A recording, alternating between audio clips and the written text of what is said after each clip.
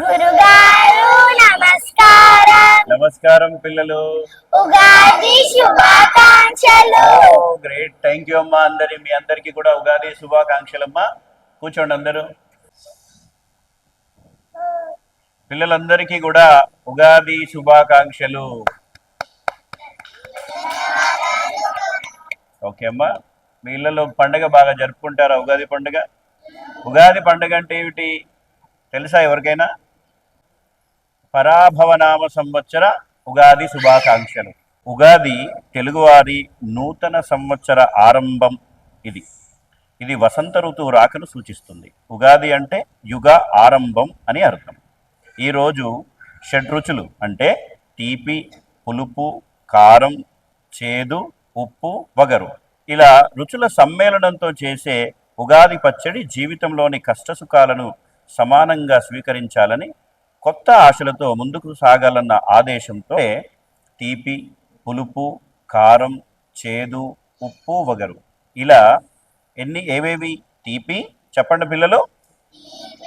పులుపు, కారం, చేదు, ఉప్పు, వగరు ఇవన్నీ కలిపి, ఇవన్నీ సమ్మేళనతో మిక్స్ అయ్యి చేసే కలిపి ఉగాది పచ్చడిగా వేప పువ్వు. ఏమిటి? వేప పువ్వులో వచ్చే దాంట్లో చేదు ఉంటుంది. మొదటిగా ఏది? చేదు. తర్వాత బెల్లం. బెల్లంలో పటిక బెల్లం కానీ చక్కెర కానీ వేస్తాం. దాంట్లో ఏముంటుంది? తీపి ఉంటుంది. తర్వాత ఉప్పు వేస్తాం. ఉప్పులో ఏముంటుంది? ఉప్పు దేనికి సంకేతం?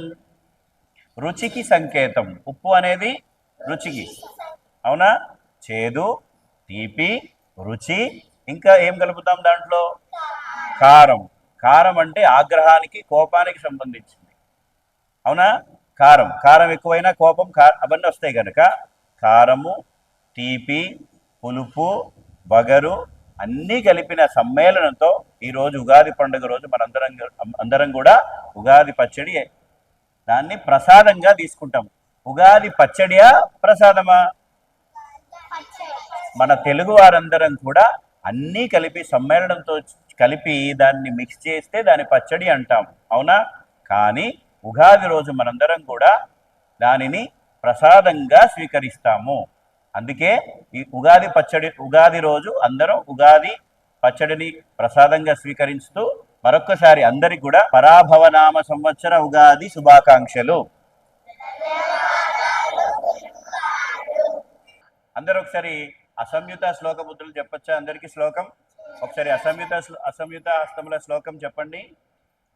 పతాకము త్రిపతాకము అర్ధపతాకము కత్తరి ముఖః మయూరాఖ్యో అర్ధచంద్ర హరాలకః శుకతుండకః ముష్టిశ్చ శిఖరాః కపితా కటకాముఖః సూచీ చంద్రకళా పద్మకోశకః సర్వశిరస్తదా మృగశీర్షో సింహముఖాలాంగూరచ్చ అలపద్మకః చతురో భ్రమరచ్చైవ హంసాస్యో హంసపక్షకః సందంశో ముకులచ్చైవ తామ్రచూల త్రిశూలకః.